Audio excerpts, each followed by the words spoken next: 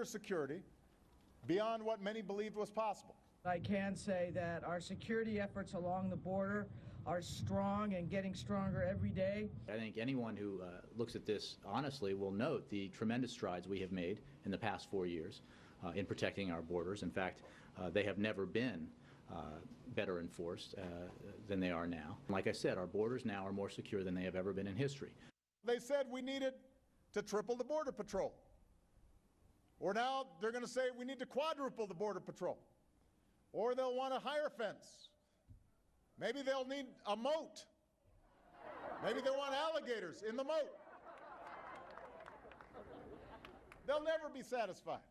And welcome back to Hannity. We are in Dallas, Texas tonight with Governor Rick Perry. That was administration officials telling us time after time the border's secure, and the president, who said he doesn't want to play politics with this, talking about moats and alligators. Yes. What's your reaction?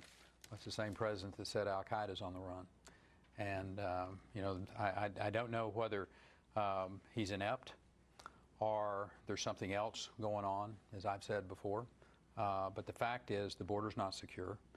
We have a humanitarian crisis on our hands now because the border is not secure.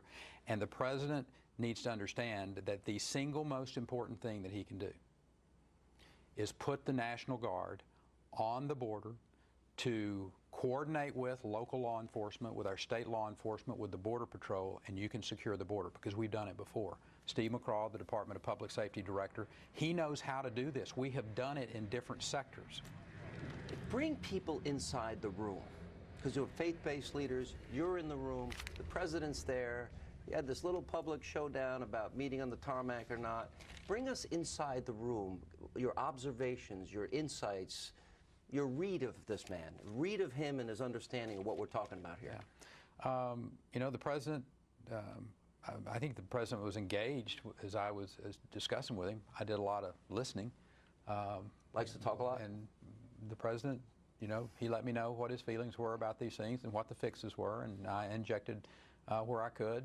And the fact is, I don't know whether he heard what I said, and because a leader acts, and what I haven't seen out of this president are actions that make me think he understands what's going on. It's one of the reasons I want him to come to the border, because I think he really needs to see how the interaction with these different law enforcements and the addition of the National Guard could secure that border. And I think if the president would see that with his own eyes and he would act on it, you can't talk about it, you have to act, Mr. President. That's what leadership is. We got health issues. We've got gang members.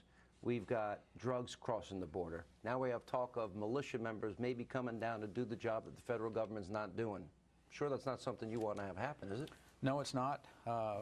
And, you know, we have now supplemented our appropriation. We've spent over $500 million since 2005 on the border, Texas taxpayers' dollars, to do the job that the federal government should have been doing. Another $1.3 million a week on top of that. And, you know, the president can address this.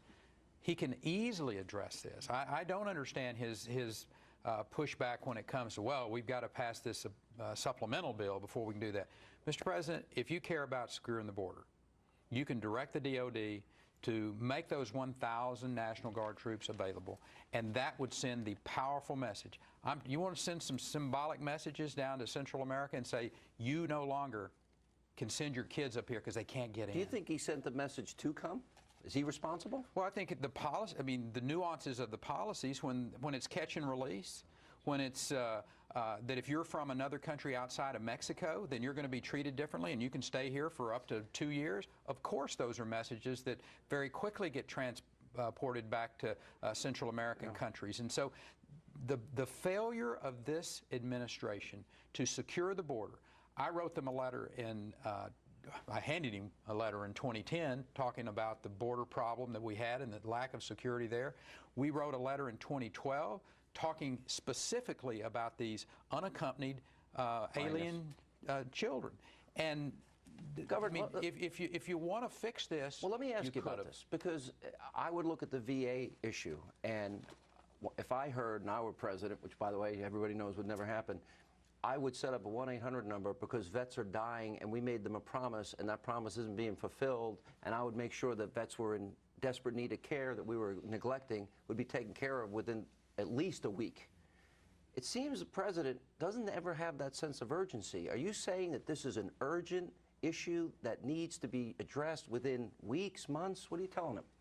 I think you could have 1,000 National Guard troops on the border, the message sent well before that, but in 30 days, actually have them in place, and the message would be overpowering back to Central America that you no longer can put your kid on a train, put them on a bus, send them up with a coyote, and have them come into the United States because that border is now secure. That's the most humane thing that we can do.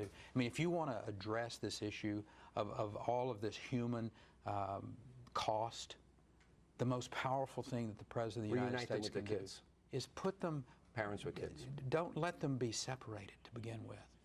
Governor, appreciate it. You're welcome. Thank you so much. Appreciate you being here. We're going to take a break. We'll come back.